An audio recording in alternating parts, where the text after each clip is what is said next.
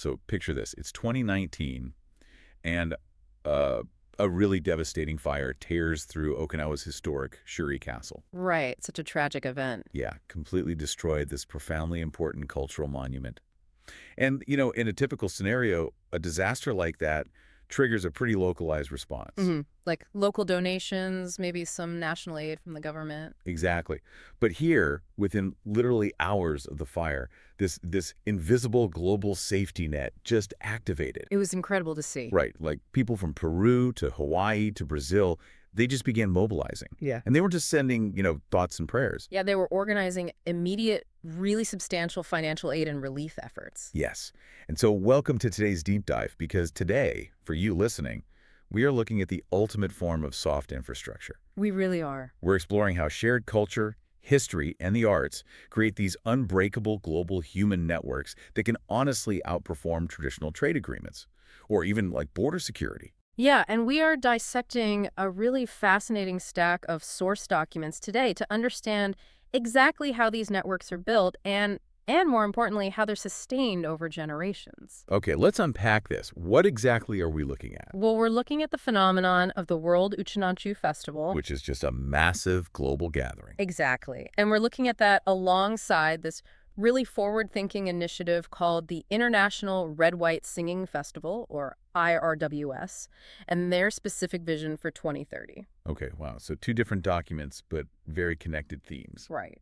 Together, they essentially provide a blueprint for how cultural identity translates into very tangible global resilience. So to really grasp the scale of that invisible safety net we mentioned, the one that activated during the Shuri Castle fire, Yeah. we have to start with the word Uchinanchu. Yes, crucial starting point. Because for you listening, if you aren't familiar, an Uchinanchu is simply a person of Okinawan descent. Yeah. And the statistic from our sources that completely, rewired my understanding of this region, it's the sheer size of its diaspora. It's a huge number. It is. Okinawa is this massive engine for emigration.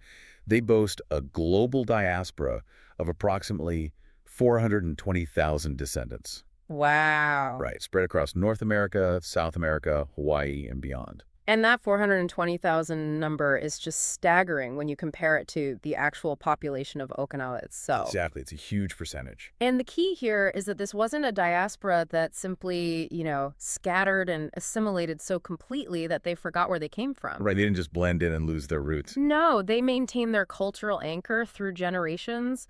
They often survive periods of really intense hardship in their new home countries by leaning heavily on that shared identity. Which is honestly the perfect lens through which to view the World Uchinanchu Festival. Because, when you hear the word festival, it's super easy to just picture a small local parade, maybe some food tents, a local band. Right, a weekend fair or something. Yeah. But this is operating in a completely different stratosphere. This event actually began in 1990, and it happens roughly every 5 years. And the sixth iteration, this blew my mind. It drew a record 7,353 overseas participants. From all over the world. Yeah, flying in from 29 different countries and regions. I was looking at the descriptions of the parade on Kokusaidori, which is the main street there in Naha, and it feels like a family reunion on steroids. That's a great way to put it. Right, like you show up, you're wearing your little name tag, but your relatives just happen to include prominent global figures, like the governor of Hawaii, David I, was there, the Venezuelan ambassador, Luis Ishikawa. Yeah, it's a heavy-hitting crowd. Totally. So, looking at the documents, is there a more strategic element to this massive global network? Because it's really easy to look at this as just a nostalgic cultural fair. Oh, there is absolutely a strategic element. If Okay. we push that family reunion analogy a bit further, it really reveals the actual mechanism of this network. Okay, how so? Well, it's a family reunion where instead of just, catching up over potato salad, Right. you are leaving having drafted international trade partnerships. Oh, wow. So it's business, too. Highly organized business. The sources show that these festivals serve as literal incubators for highly structured global initiatives. For instance, they birthed the Worldwide Uchinanchu Business Network, or WUB. Wait, so they essentially built an international chamber of commerce, but just disguised it within a cultural festival. They absolutely did, and it's brilliant. Yeah. But they didn't just stop at business networking for current leaders either. What else did they do? They recognized that a network dies if it isn't passed down to the youth. So they established things like the Junior Study Tour. Oh, smart. Yeah, and they also created a whole system of China Goodwill Ambassadors. Hmm. So they are actively institutionalizing the network. By leveraging a shared identity, they're creating actionable, cross-border socioeconomic cooperation. It's like a masterclass in soft diplomacy. It really is. I have to be honest, though. When I first started reading through the conceptual documents for these initiatives, I felt this wave of skepticism. Really? Why is that? Well, we've all read government white papers, right? Or those corporate PDFs that lean super heavily on phrases like strong bonds and shared values. Oh, sure, the buzzword. Yeah, exactly. It usually sounds like pure PR fluff meant to make a quarterly budget look good to a committee. You know, I had the exact same initial reaction. Oh, you did? Totally. It reads like standard institutional boilerplate.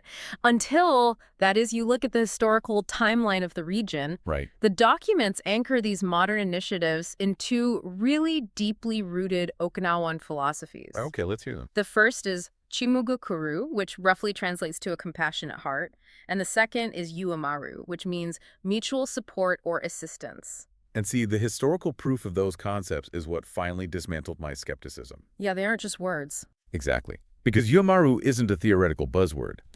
Right after World War II, Okinawan immigrants sent massive relief supplies and huge financial remittances back home to help rebuild a totally devastated Okinawa. And then decades later, we saw the exact same reflex with the 2019 Shuri Castle fire that we talked about earlier. Yeah. It proves this isn't just lip service in a planning document. Right. It's real action. Yeah. If my house burns down, my insurance company steps in. But when Okinawa's cultural heart burned down, 420,000 diaspora members mobilized.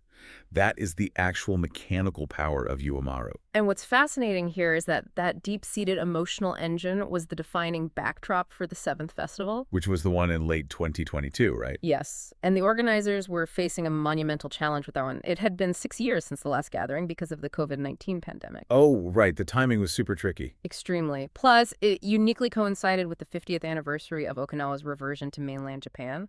So the historical stakes for this festival were incredibly high. But physical travel was still severely restricted for a lot of people, right? Exactly. Many of their most dedicated overseas members just couldn't get on a plane. And this is where I think they made a brilliant strategic pivot. Yeah, they handled it beautifully. They didn't just cancel the event or postpone it indefinitely until everyone could fly again. They fundamentally understood that the network, you couldn't afford a severed connection. Right, the momentum would die. Yeah. So they utilized these interactive digital hubs, real-time live streams, and really aggressive social media campaigns to create a fully hybrid experience. They leaned into new ICT, information and communication technology. Exactly. They used modern tech to ensure that the emotional connection, the Chimugukuru, remained completely intact despite the closed borders. And by doing that, they proved that the physical gathering is really just the catalyst, right? The network itself is decentralized. Yeah, it lives in the people, not the place. Right. But this brings up a massive operational challenge that the organizers are constantly wrestling with. Okay, what's the challenge? Well, it's one thing for the first generation of immigrants to feel a visceral bond to their homeland. They grew up there. Yeah. But we are now talking about second, third, even fourth generations. These are people who may have never set foot in Okinawa, whose primary language is Spanish or English, not Japanese. Right, the cultural drift is a real threat. Exactly. So how do you actively sustain these profound values across so much time and geographic space? Well, the answer the sources provide is soft power. And I just love how this is framed in the documents. Me too. It's very distinct. Because soft power is the ability to attract and connect rather than coerce. It's not about economic sanctions or military might. It is entirely about culture, traditional arts, history, and language. Specifically Shimakutuba, the island languages. And by embedding the cultural identity in active physical practices, they make the heritage something you do, not just something you passively read about in a history book. Yes, it's an action. Right. Looking at the event roster for the 7th festival, it isn't a series of dry academic lectures. Thank goodness. Yeah. It includes the Second World Karate Tournament and the first Boys and Girls World Karate Tournament. There are these massive performances featuring the sanshin, which is their traditional 3-stringed instrument, alongside beautiful ryukyuan dance. So the martial arts and the music are the actual transmission lines for the culture. Precisely. Our sources actually included interviews with diaspora members from Peru, Guatemala, Bolivia, Taiwan, and the UK. And across the board, these individuals highlighted their ongoing, active efforts to root Okinawan culture in their current home countries. They're taking it with them. Right. They are running local karate dojos. They are teaching the Sanshin in their own communities. It's essentially decentralized cultural preservation. There is a remarkably revealing anecdote from the Yokoso Japan article in our stack that perfectly captures this whole evolution. Oh, the interview with Thomas Sakuma. Yes, Thomas Sakuma from Hawaii. He has been attending these festivals for 27 years, all the way back to the second iteration. That's dedication. And his biggest takeaway wasn't just, how much Okinawa's infrastructure has developed. It was how the returning diaspora itself has grown and diversified over the decades. Yeah, he noted how the faces in the crowd are changing. They're blending with the cultures of their host countries. And, that diversity is only possible because of a very specific, welcoming mindset, one that prevents the culture from becoming closed off or exclusive. Right, which can happen with heritage groups. Exactly. The sources highlight this phrase, Ichiriba showed, which roughly translates to, once we meet, we are brothers and sisters. I love that concept. It's amazing. For you listening, just think about the utility of that philosophy. Ichiriba chode is the ultimate welcoming mechanism. It's the social code that allows a network to grow infinitely without losing its core identity. If you show up and participate, you are part of the family. No questions asked. And the festival organizers are actively looking at how this localized philosophy can serve the world at large.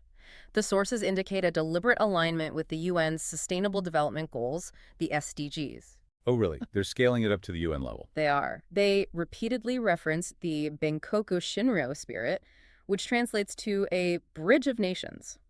The ultimate goal isn't just to look inward and throw a big party for Okinawa. Right. The objective is to export these values of peace, understanding, and mutual support to foster international cooperation. They are leveraging a 400,000-strong global family as an actual diplomatic tool for peace. Which is just incredible. Okinawa proved that a shared geographic origin, maintained through art and culture, creates an unbreakable, resilient network. But this poses a really interesting question. What if you don't share a homeland? Right. What if you're starting from zero? Exactly. Can you manufacture that same bond from scratch? Right. And that is the exact question the IRWS 4 to 2030 initiative is trying to answer, which brings us to the second half of our deep dive. The International Red White Singing Festival. Yes. So to understand this, we need to briefly define the format. The red white singing concept comes from a very famous traditional Japanese broadcast format. Very famous, yeah. New Year's Eve, usually. Right, where performers are split into two teams, typically red and white, Yeah. for a friendly musical competition. It's a cultural touchstone designed to foster unity and celebration through music.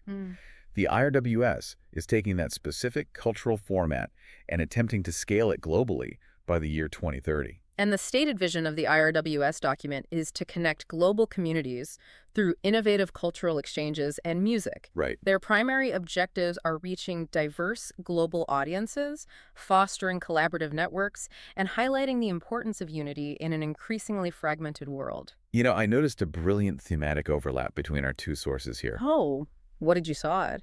Well, the theme song for the 7th Uchinanchu Festival was Utarana Odorana, which translates to Let's Sing, Let's Dance. Oh, wow. Right. Yeah. The IRWS is looking at that exact dynamic and saying, we don't need a geographic diaspora if we use the universal language of music. Right. They're attempting to bypass borders entirely to create that unity. Exactly.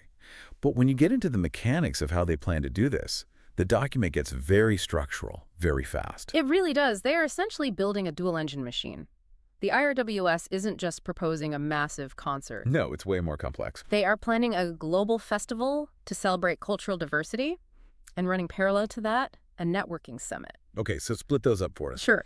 The global festival is designed to provide the shared emotional experience. It generates the chimugukuru, that compassionate heart and excitement.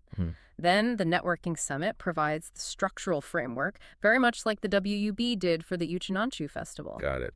When I first read the IRWS pitch deck, I stumbled over terms like value maximization, sponsorship benefits, and enhanced ROI through targeted promotional strategies. Yeah, the corporate speak. Total corporate speak. It felt jarringly corporate compared to the deep historical emotion of the Uchinanchu stories. Yeah. But when you unpack the psychology of what they are doing, it is incredibly shrewd. It really is, because how does a singing festival generate ROI? Right, how? By creating a massive emotional magnet. Brands and global leaders desperately want proximity to that positive emotion. Oh, that makes so much sense. Yeah, the IRWS offers customized strategic engagement for these leaders. Think about the reality of traditional B2B networking or international diplomacy. It's usually stiff, guarded, and highly transactional. Boardrooms, suits, bad coffee. Exactly. But if you take those same industry leaders and place them in an environment surrounded by a global festival celebrating musical diversity, their defenses drop. You are giving global leaders a room to sit down in and build actual cross-border partnerships while the music plays in the background. Precisely. To scale global connection from scratch, you need both the heart and the machinery. You need the music to attract the people, and you need the network of corporate partners and sponsors to actually fund the infrastructure. Right. The ROI for a brand isn't just logo placement on a banner, it's being integrated into a global safety net of goodwill. If we connect this to the bigger picture, the synthesis of these two source documents provides a very clear blueprint for modern global engagement. Yeah, they really do. We are looking at two distinct pathways to the exact same destination. You can lean on a deeply rooted ancestral diaspora utilizing historical memory and martial arts like the Uchinonshu, Right? or you can build a brand new alliance from scratch through a shared love of a musical format like the IRWS. And the foundational mechanism is identical. In a world where traditional diplomacy frequently stalls, or where physical borders close unexpectedly like we saw during the pandemic, culture is the medium that continues to transmit trust. Absolutely. I mean, a trade agreement takes years of painful negotiation. But a song, a shared dance, or a karate form, that crosses a border instantly. Right. There's no red tape for a melody. Exactly. And as both of these initiatives demonstrate, once that cultural bridge is built, the economic and social cooperation just naturally follows. Culture isn't the byproduct of a strong society. It is the infrastructure that builds it. It totally challenges the very common assumption that our primary safety nets are purely financial or institutional. Yeah, we tend to think our security comes entirely from our bank accounts or our passports. Right. But these documents prove that sometimes the strongest, most resilient safety net you can possibly have is a shared song, a shared martial art, or a shared philosophy of mutual support. So what does this all mean for us, for you, the listener, trying to navigate your own life and your own networks? That's a great question. I think the biggest aha moment from this deep dive is the realization that identity and support systems are completely unconstrained by geography. We just saw how soft cultural assets, the very things we routinely dismiss as just weekend hobbies like playing an instrument or practicing a martial art, actually translate into highly tangible, incredibly resilient networks. Yeah, networks capable of weathering global pandemics, geopolitical shifts, and sudden local tragedies. Soft power isn't just a macroeconomic tool for governments or the organizers of massive global festivals. It operates on a deeply personal level. Your shared hobbies, your arts, and your cultural passions are the literal building blocks of your own support networks. We opened this deep dive by talking about the rigidity of traditional hard infrastructure, supply chains and border walls, and how human networks offer something far more durable. Right. We've seen how 420,000 Okinawan descendants maintain a literal global safety net through a shared heritage, and how the IRWS is actively engineering that same kind of global unity through the red-white singing format. It is a powerful, optimistic model for the future of global connection. It proves that human connection, when organized around a shared cultural positive, is the most resilient asset we have. It really is. And it leaves you with a final lingering thought to mull over today. We live in an increasingly digital, increasingly nomadic world where traditional borders and physical neighborhoods often mean less and less. Yeah, you might move cities 5 times in a decade. Exactly. So where are you planting your own cultural roots? What is the Ichiriba Chode, the chosen global family that you are actively building for yourself?